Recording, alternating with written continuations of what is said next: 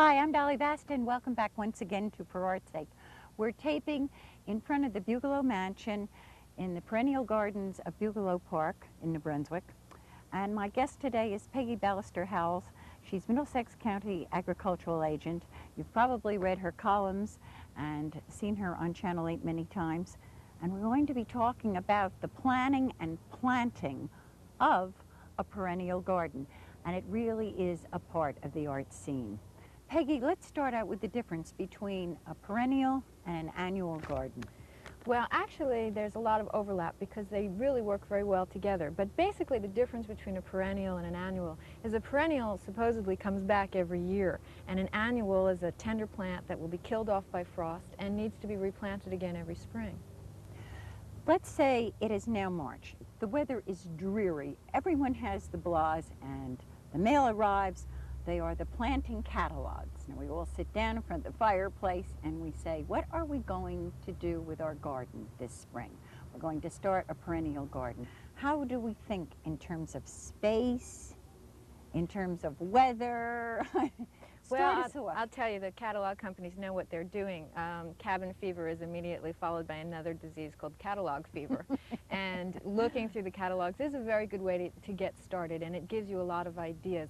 But of course, the catalogs also are trying to sell you something. And while it's good to read the descriptions, it's good to go to another reference that's not trying to sell you something.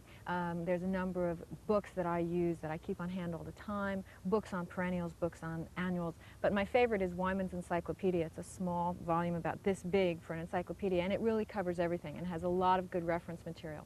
But the factors that you want to consider really make a big difference. First of all, where are you going to put this garden? That makes a lot of difference, and how much space you have. And if there's anything else planted there, if you want to incorporate things for winter interest, ornamentals, things like one of my favorites is a Harry Lauder's walking stick. It's a tree that, while it has leaves on it, just looks like an everyday tree, but when it doesn't have leaves, without leaves, the branches are all corkscrew shape, and so it adds winter interest. So those are kind of things that you want to consider. But some of the key things are how much light you have, and also that you want to have a continual changing of the blooming cycle so that the garden starts blooming in the early season and continues to have something showing color right through to fall. Now the catalogs state that this plant would bloom profusely in June, and the next one in July, and the next one in August, and the next one in September, and so on. Are there any that bloom from June through frost? No, there really aren't any that go straight through. That's one of the differences in the appearance of a perennial garden versus an annual garden. A perennial will come back every year, but it has a blast of color at a certain season, whereas an annual, once you plant it and it starts to bloom, it will bloom all season long, but then it dies in the fall. So the idea is to pick your plants so that you have an overlap of blooming so that there's never a totally dead period. And of course, you can also incorporate things like spring flowering bulbs, which are not technically considered part of the perennials, but are nonetheless perennial in that they come back every year. So the earliest things would be some of your spring flowering bulbs. Your crocus, for example, would start in March. How do you figure out what a catalog means when they say full sun, partial sun, filtered sun, and I love the expression a dappled sun, full shade, partial shade? Those are confusing. Those are confusing terms. Everyone you speak to will use different terms. But basically, full sun means you get very little shade. And if it's a full sun plant, then you want to be sure that it has a minimum of all afternoon or all morning full blazing sun. You can't really get away with any less than that. When you talk about partial shade, diffuse sunlight, dappled shade, or even shade created by buildings part of a time during the day, then any of those terms can really be applied. And it's hard to say clearly that one term fits where another one won't, because each situation is different. For example, even with a tree, like we're under a tree right now, you have to judge that as an individual, because you could put daffodils under there in the spring when the leaves aren't out and they'll be finished. So it may be full sun while the daffodils are blooming, but by the time they finish, then you have shade. So you have to look at each situation and judge how it changes throughout the season. Are there trees? the angle, whether it faces south or north, it makes a big difference. And judge all the variables and combine them and come up with what you think really works in that environment. Now, once you have all these plants in, you are allowed artistic freedom, so to speak, to move them around. Oh, sure. And, you know, have trowel can change. It's no problem, really. Some of the things you have to be aware of, though, is timing, when you want to move these things. Some things it doesn't matter so much. But other things, like the peony, for example, which there's many of them here in this garden, are very fussy about change, and definitely prefer to be moved in September and prefer to be in a spot for many, many years. Peonies can actually stay in the same spot for 30 or 40 years and come back every year, whereas other things you can just dig them out and pop them around without any trouble. So it's good to learn about that particular plant before you make any drastic moves with it.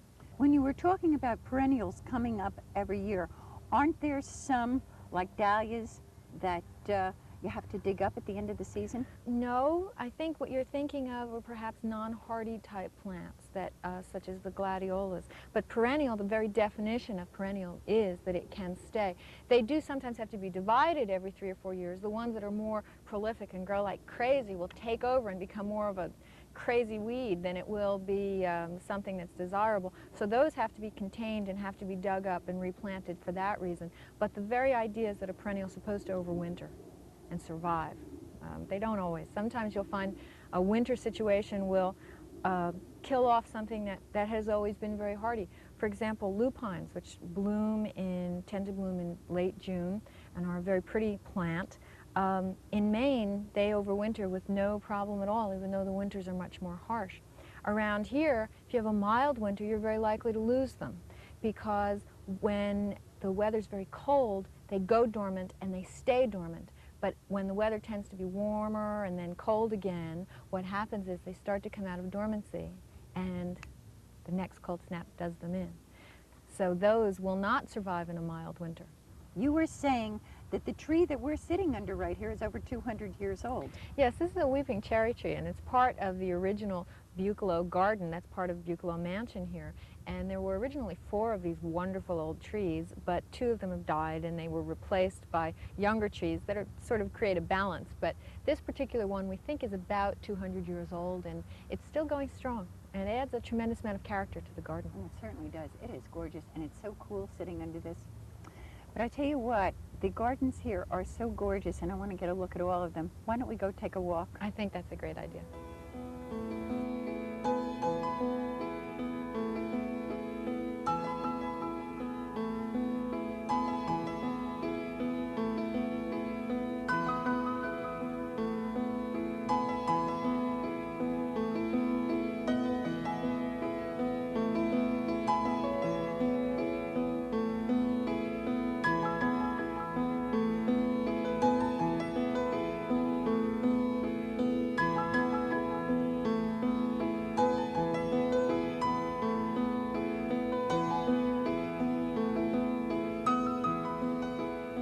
Peggy, you said before that this garden here had been restored.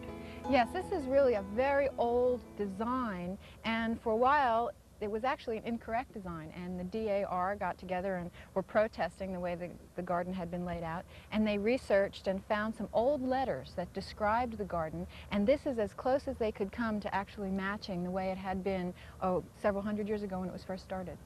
Now, this is a formal garden. Yes, this is very formal. And you can see by the very defined shapes and the pattern of the circle in the center with the interesting shapes around the outside, everything is in straight lines and very clearly defined.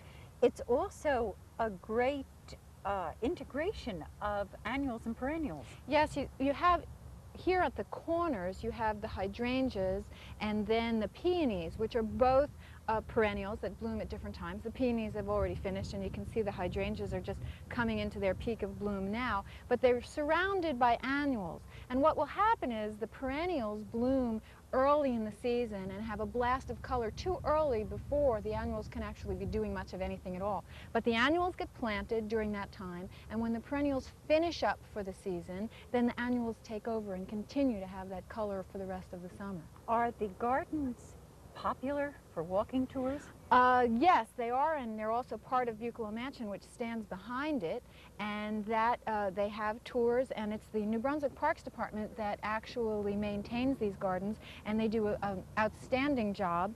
The gardens were kind of deteriorating and not doing real well, and then Jim Campbell came in with the Parks Department, and he and his staff have just done an outstanding job of maintaining it and making it a very pleasant place to be. Over here is another aspect of the garden that is really important in keeping it truly an art form. Remember, it's a kind of art that is not only three-dimensional in depth, but also the additional dynamic of during the winter it changes and there are no flowers, so you want to create winter interest. And here's some interesting shrubs. There's azaleas and boxwood, and of course the giant cherry trees are magnificent, and they add an element of beauty all season long. Earlier you used the expression ornamental. Exactly what is ornamental? Well, actually everything's ornamental, but in the true sense we're thinking of the more woody shrubs, things that will stay all year long, and both deciduous material as well as evergreen material, and those are generally considered your ornamental materials. Getting to the realistic, there has to be a way that you keep maintenance down. Oh, there's a number of ways to keep maintenance down. Certainly, part of the plan is to incorporate low maintenance if you're limited in time. The more perennials and annuals that you incorporate into the overall design, the more labor intensive it is. The more woody ornamental material that you use, the less labor intensive it is during the season. Of course, you can design your garden for what suits your own needs. For example, a person that goes away for the summer may not really be interested in putting in annuals at all. They may want to do a really big blast of spring flowering bulbs and early spring perennials and then just let it pretty much be just ornamental evergreens for the summertime because they're not around to enjoy it or to do the work. Also the incorporation of things like using a good quality mulch and preparing the soil thoroughly so that the ground doesn't dry out. Things like that can help cut down on maintenance considerably. I was reading something in the paper on Sunday, and they were talking about leaf compost. Compost. Well, compost has a lot of different uses, and in the early part of the season you can use compost as a soil amendment, which will improve the quality of the soil tremendously. In sandy soil it makes it hold water better, in heavy clay soil it makes it drain better, it makes it easier to dig in, it makes the roots penetrate more easily. But mulch also has, or compost can also be used as a mulch, which has additional benefits. It keeps the weeds down, it keeps the ground from drying out, it keeps the soil from splashing up on the leaves if you have a heavy rain. So compost can be used as both a soil additive early in the season to improve the quality of soil and help your plants get better established, but it can also be used on top to keep the weeds down as a dressing to be attractive and cut down on maintenance later on. Why don't we take a walk over to that wonderful looking arbor? Oh, it's a beautiful arbor. That's another good idea. Okay.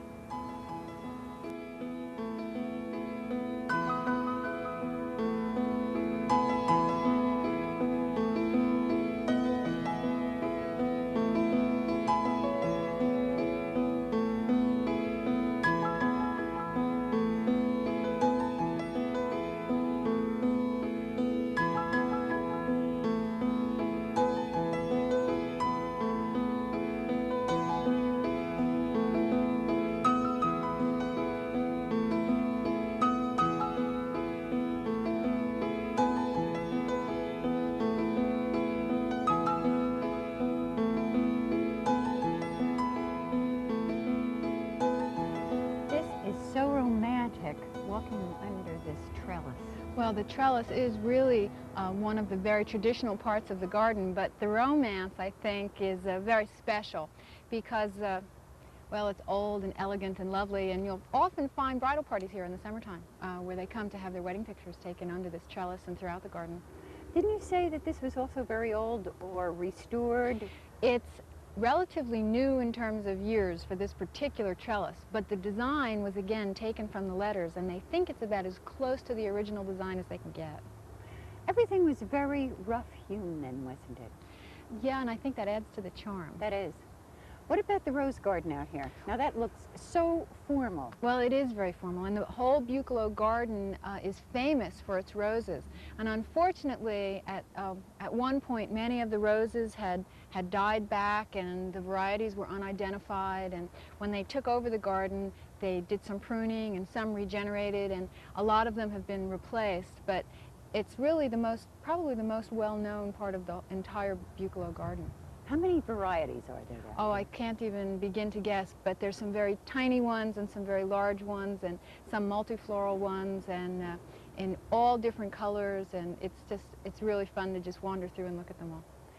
Do you have a problem with Japanese beetles? I see you have the little beetle catcher out there. Yeah, well, Japanese beetles have an affinity for roses, and so can be a serious problem. They actually aren't quite out yet. The Japanese beetles hatch at the end of the month and begin feeding immediately. I'm not so sure that the catchers do all that much good, but they certainly let you know that there's some in the area, and that's when you can start looking out to use some sort of chemical control. Now again, you have your boxwoods that are lining the little path here. Boxwoods are part of almost every formal garden, and they are very pretty. One of the problems with them is that they're only marginally hardy around here, and sometimes they don't make it through the winter. These are actually doing quite well, and they will be pretty all winter long because they'll stay green and line the outlines of the garden, which are, again, part of winter interest. Unfortunately, we missed the blooming season for the lilacs, but I'm looking at the lilac bushes back here. They are unreal. They are huge. They are quite large, and I guess that's what happens when you've been growing in one spot for 200 years. That is one of the parts of the garden that was maintained and survived. Lilacs are pretty tough, and were able to survive in spite of the neglect that happened in the middle part of this century. You have another little wonderful arbor over there. Yes, that's a beautiful arbor, and there's a little place to sit under there, and if you're talking about a romantic spot, I think that one corners the market. Mm-hmm. Yes, I heard that story already. We won't go into that. Are roses really that hard to grow? Well, they're not as hard as their reputation claims they are. This is a beautiful little yellow rose, and you can see these are just in the bud stage, and it's covered, the rose bush is just covered in buds. But this is an old faded rose, and it's important to remove the faded flowers, not only from roses, but from all plants, because they go to seed, and that takes the strength from the plant. Now, in a case like a rose, you would want to go down to where the first true leaf that has the 5 leaflets, this would be the first one, and you'd want to prune it off right there. You can see that there was another rose already removed from that spot. So you would take this off and discard it, and that keeps the bush prolific and keeps it putting out more buds as these all summer long. Of course, there are bursts of color early in the spring, and then you might find later in the summer there's another burst of color. There's a few things that are nibbling on this. It's important to treat it with an all-purpose rose spray, and that can be done once a week, and that's not really that complex. Sometimes you can get away without it, but if you have a lot of roses, you're really better off protecting them rather than taking the chance. But these are particularly beautiful. This is in the very late stage, but still... Look at the colors on that. Aren't they gorgeous? It's really magnificent. The pink and the white's really lovely. And so from this tiny, early, just opening bud stage all the way through to the full-blown flower, they're really quite lovely to look at. What about fertilizing? Well, it's good to fertilize, but no matter what you're fertilizing, I stick by the rule, it's very important to get a soil test, because you don't really know what your plants need until you know what the soil's lacking. And isn't that for everything, though? Yes, that's for everything. Going all the way back to the basics in the very beginning, maybe that should be done before the garden is even started. Before you do any gardening project, whether it's your lawn or a perennial flower garden or a shrubbery garden, to know what the soil is makes a big difference, because there are certain parameters that work, and beyond that you're going to be struggling, and the plant may look healthy when you put it in, and it may deteriorate for no apparent reason, but it's really what's happening in the soil, and that makes a big difference. Perhaps that's the answer to why one side of my fence the flowers are doing so wonderfully, and there's a little patch on the other side that they're just about making it. Guaranteed that if you can't find anything else, that's the next thing to look at. Really? And very often, something as simple as the pH could be way off, and that could be really causing significant problems. Are there any books that you can get out of the library? Now, you spoke about one before, but courses even. Well, Rutgers University offers courses all the time. There's one in particular that covers all aspects of gardening, and that's called the Home Gardener School. It's offered in both spring and fall, and during that day, it's a one-day affair, but there's approximately 40 classes offered in all aspects of gardening, and so you can sign up for 6 of them in the course of one day, and there are professors from Rutgers University, agricultural agents, specialists, research people, and other people that work in the field all the time that come in and share their expertise with any homeowner that's interested. Now, besides you, you're a county agent. Are there private consultants? I mean, if you're that lazy that you really don't want to sit down and plan this out and make your own errors. Yes, there are, and landscape architects are the profession that handles that, and they will lay out a design for you, and that's good if you don't want to do it yourself, but it takes the fun out of it. Exactly. A garden is it's a personal expression. It's an extension of your personality and yourself and who you are. My garden is full of lots of bright colors and is very informal and relaxed looking, and people say that they know that's my garden even if they don't know that I live there, so because it really is part of me. And if you're going to enjoy the gardening experience, I would say that would be missing out on one of the best parts. Let's take another walk. Okay.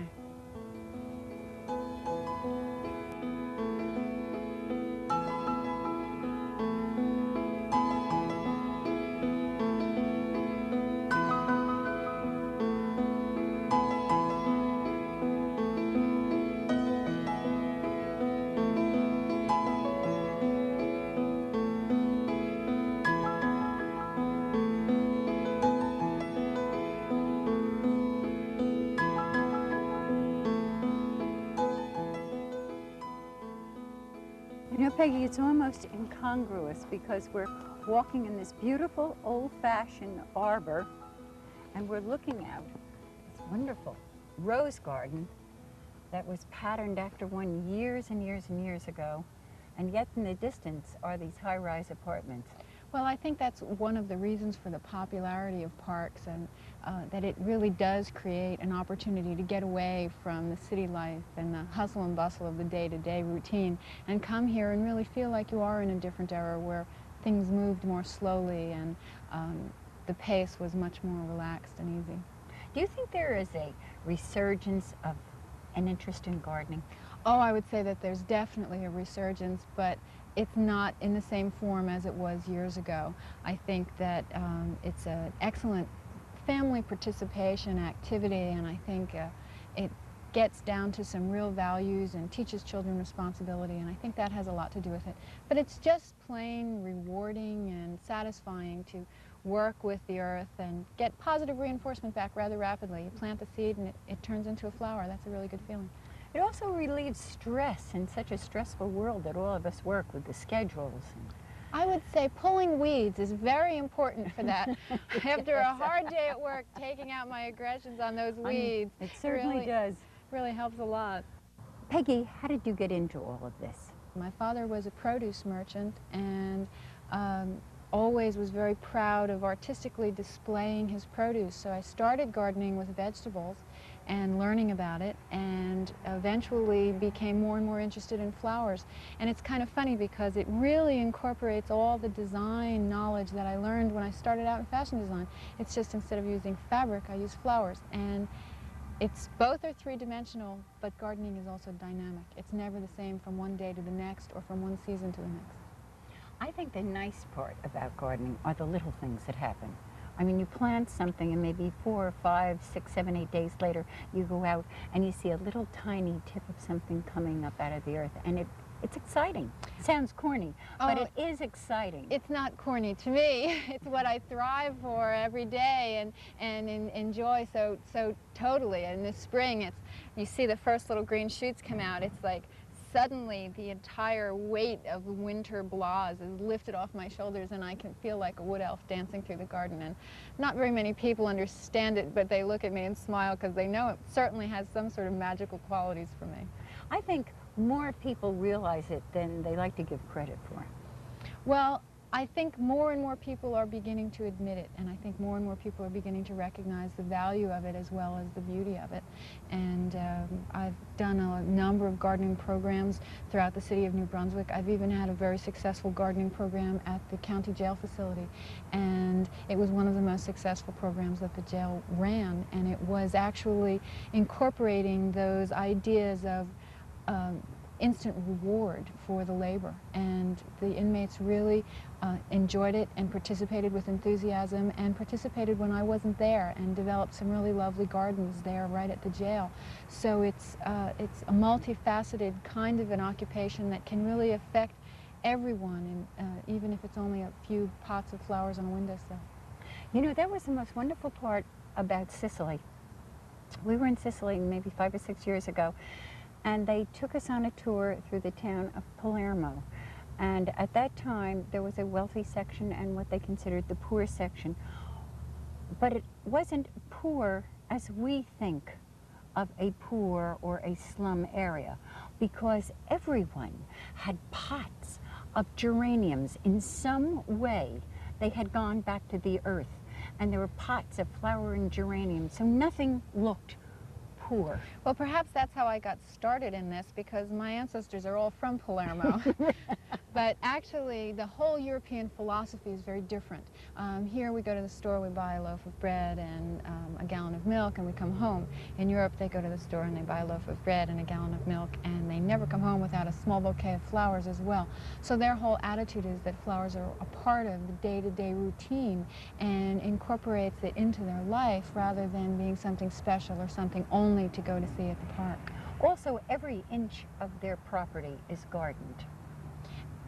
Yes, and when you only have a very small space, you have to utilize every square inch to really have anything dramatic. And I really encourage that as an alternative to lawns for people in urban areas. Mowing lawns is a lot of work and not a lot of fun. It's much nicer to go out and pick a bouquet of flowers. It's certainly not rewarding. No. When you cut it down, and 2 days later, it's back up again. And it'll be up again 2 days after that. This has been such an exciting day for me. I have been looking forward to this for the longest time. Peggy and I have talked on the phone several times, but today was the first day I actually got a chance to meet her. Peggy, thank you so much for taking time out. I know you've been on vacation and showing us around. It has been delightful. Well, this is certainly a worthwhile cause to share a Bucalo garden with so many other people that can enjoy it as well. Thank you again. To all of you out there, I hope you had as good a time as I did. I'll see you all next month, and in the meantime, take care.